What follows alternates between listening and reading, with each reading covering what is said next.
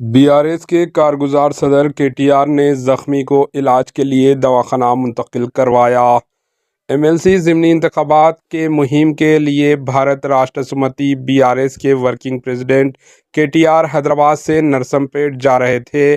اسی دوران انہوں نے ورنگل لیبر کالونی میں ایک شخص کو زخمی حالت میں دیکھ کر کے ٹی آر فوری طور پر اپنی گاڑی سے اتر کر زخمی شخص کے پاس پہنچ گئے۔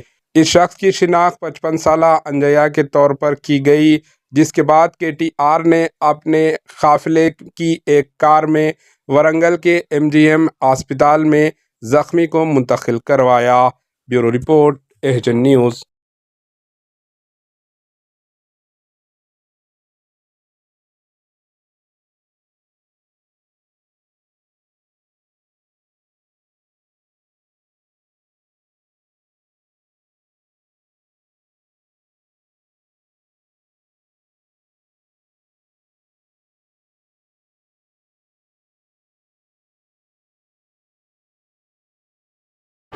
AHN نیوز کو لائک کریں، شیئر کریں اور سبسکرائب کرنا نہ بھولیں۔